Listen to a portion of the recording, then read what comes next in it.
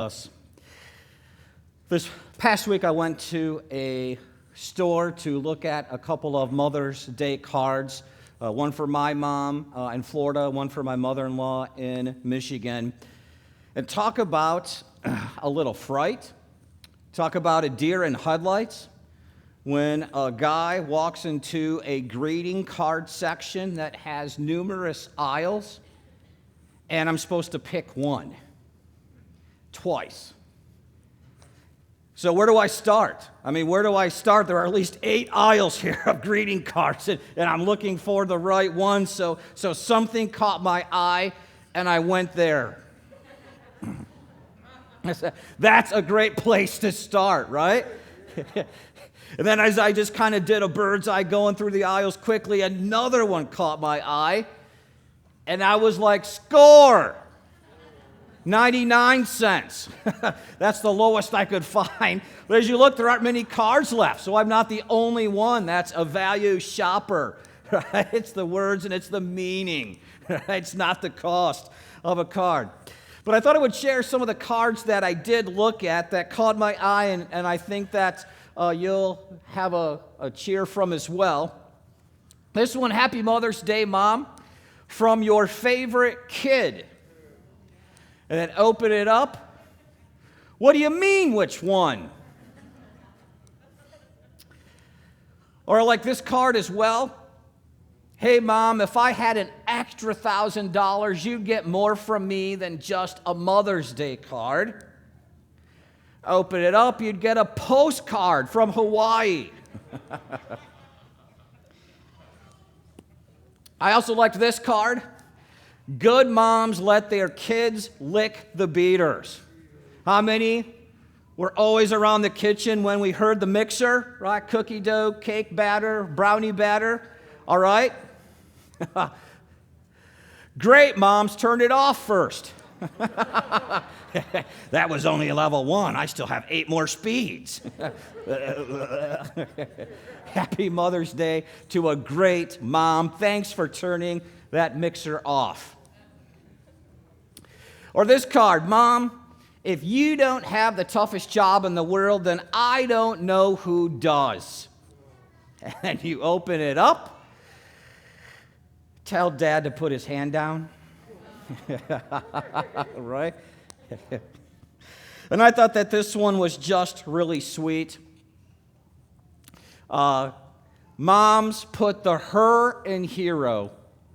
And at the top, it's a real Wonder Woman pin that Mom could put on and wear all day as a reminder.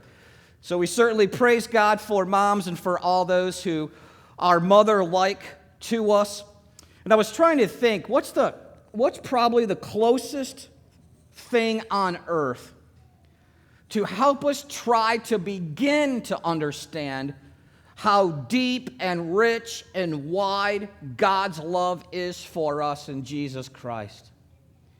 And I was thinking about that, and I think it's really a mother's love.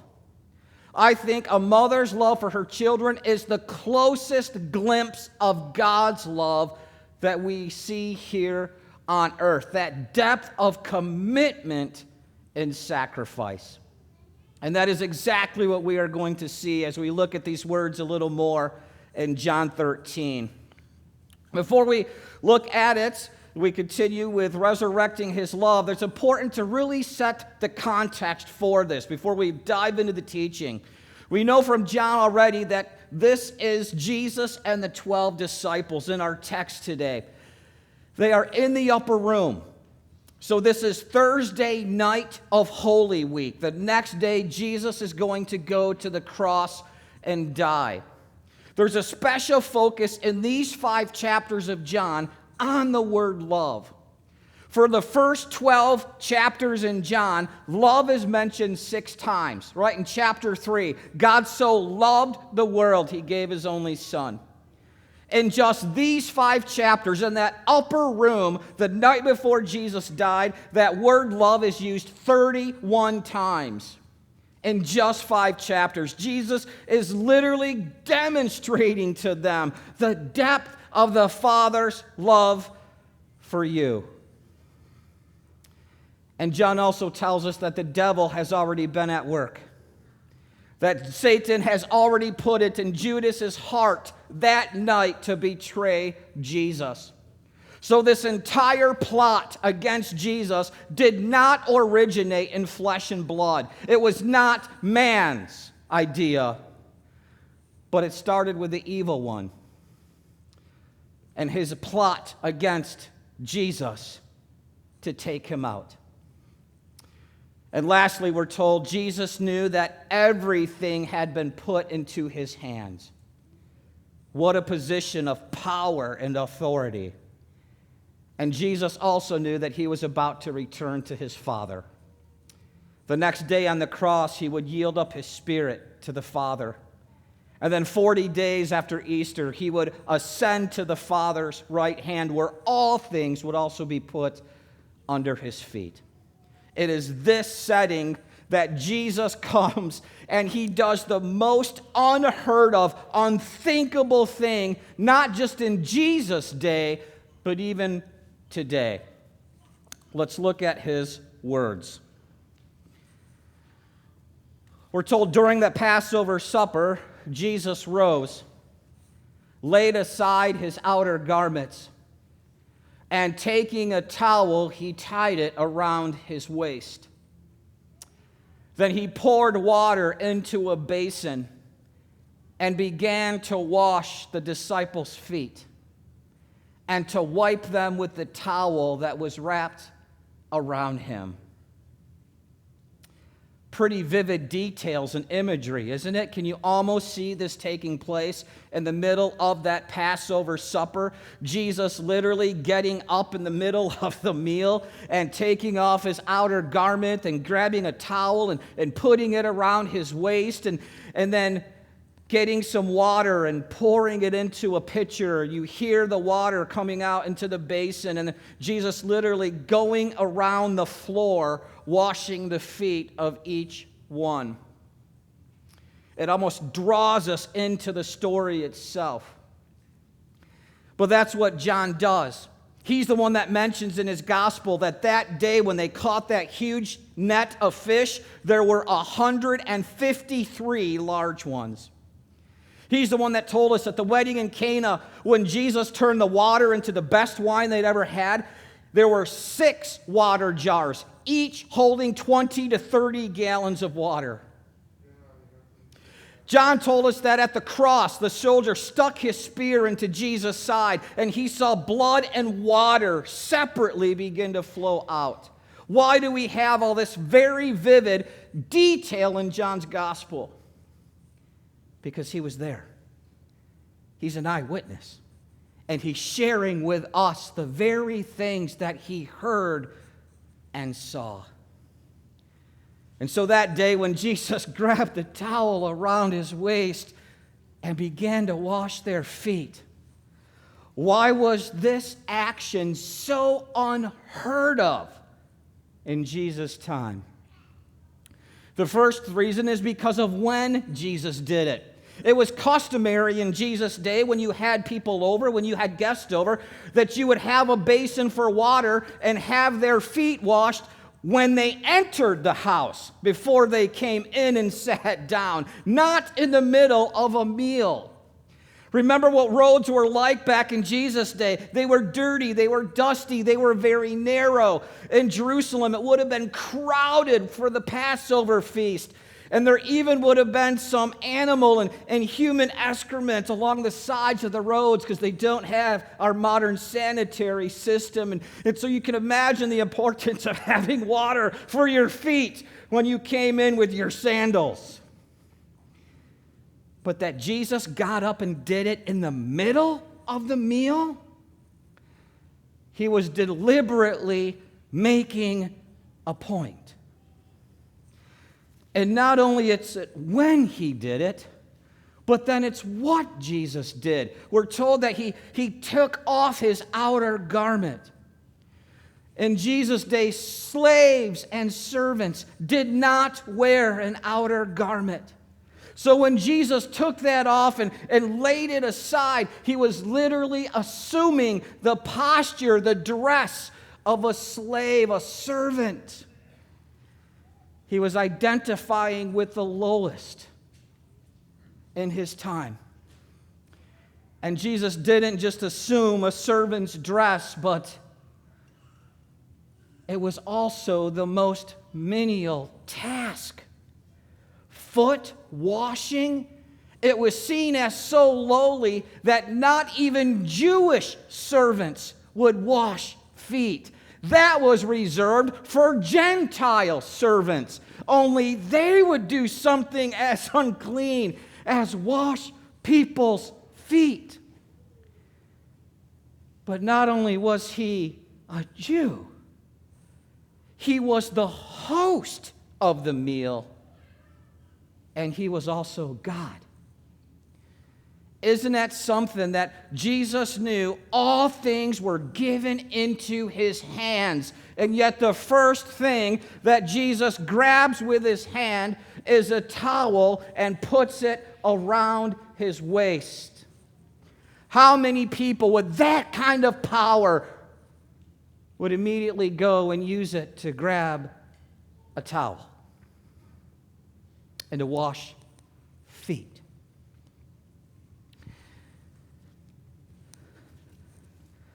John also tells us that the loudest noise in the room that night was the silence.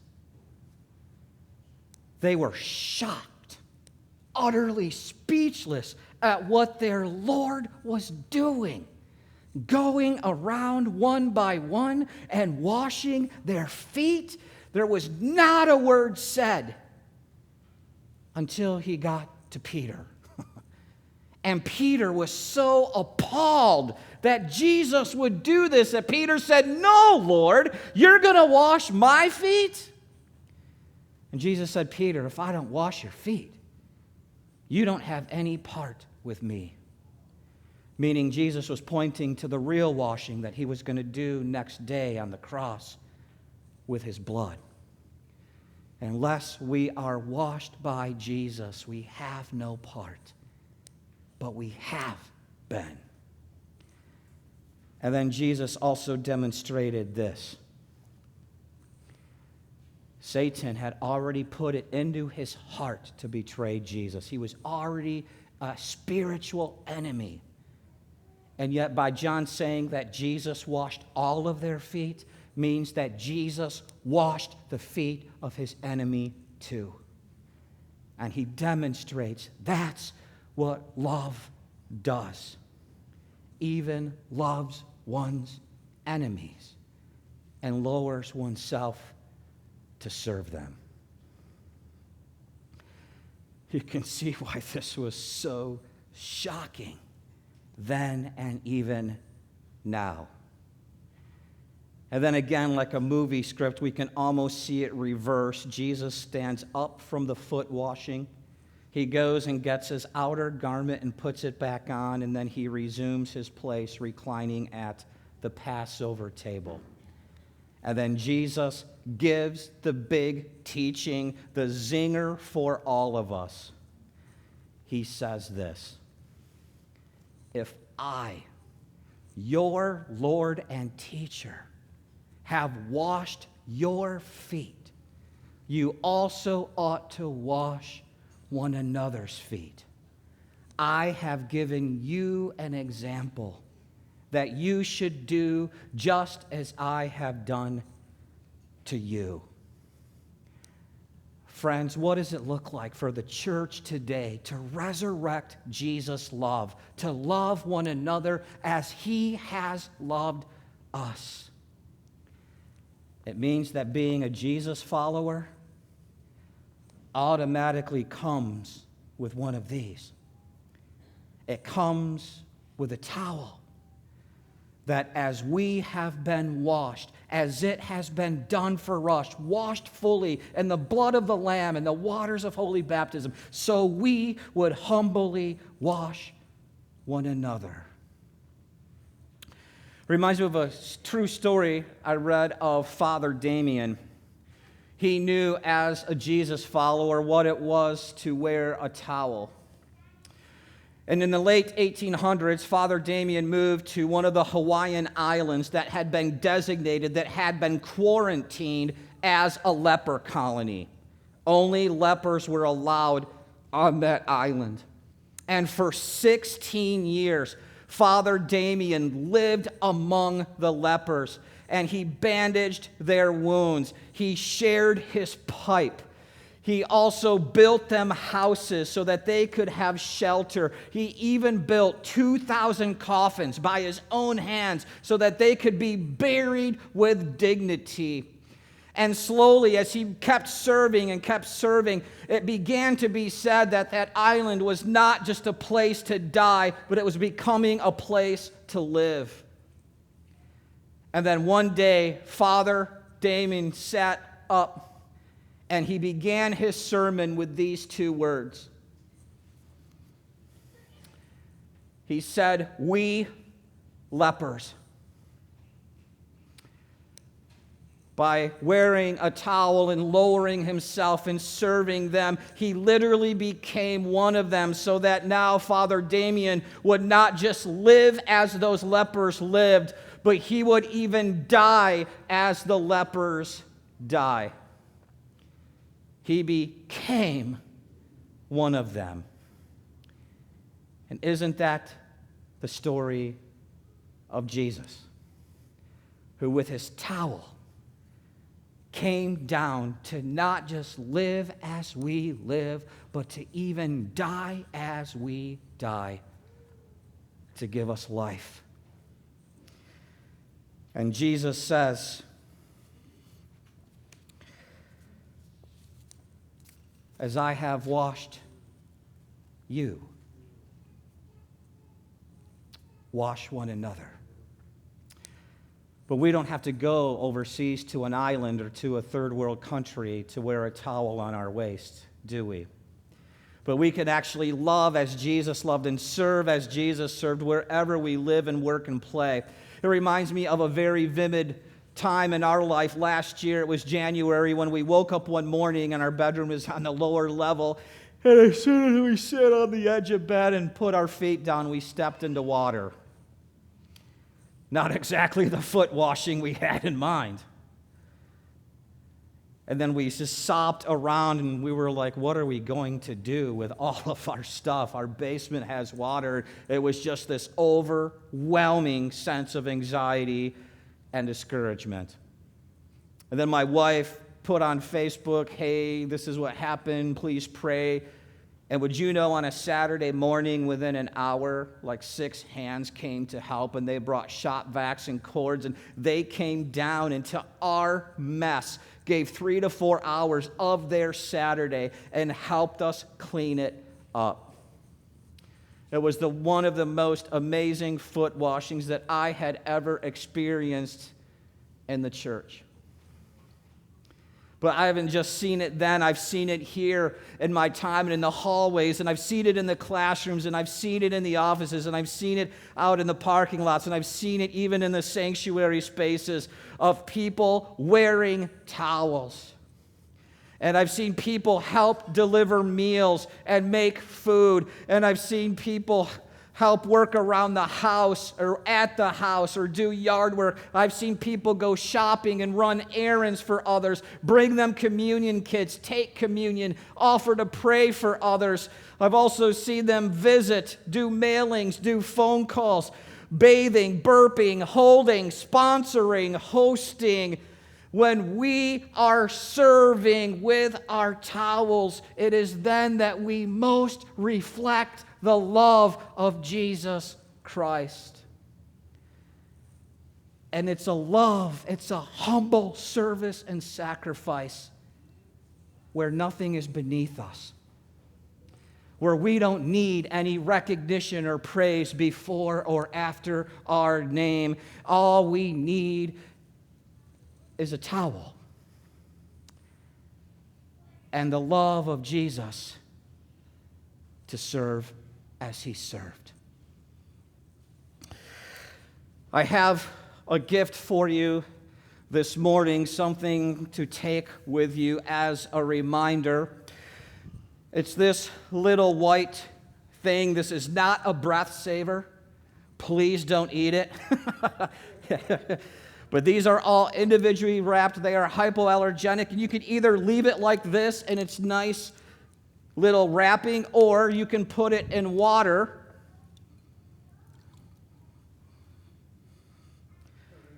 And when you put it in water, that little thing becomes one of these nice reusable towels. Take one of these with you, whether it's the small one, or maybe you want to put it in water and put it in a place that can be a reminder for you, that it can remind you of the depth of Jesus' love, that would readily wear a towel and go to a cross for you. So maybe you want to put it on your car dash. Maybe you want to tie this in your mirror, a hanging mirror.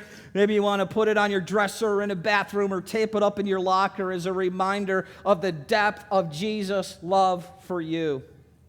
And then with that, as we've just heard Jesus' words, with that towel, then the other question that it can remind us is, how can I lower myself and wash someone's feet this week? And not just for a family member and maybe something around the house, but also a non-family member. As I have washed your feet, I have left you an example that you should do as I have done. And so we go, and lowering ourselves, we wash another as we have been washed. Amen. We're going to take a couple minutes now. The band is going to come up, and we are going to play a song. And as we are playing this song, feel free to just worship, but I'll also encourage you here, those at home, to just answer those questions. Think about the towel. If you don't hear, you can take a towel of your own, and how does that towel remind you of Jesus' love? And then talk to each other of a way that you can lower yourself and serve a family member and a non-family member this week.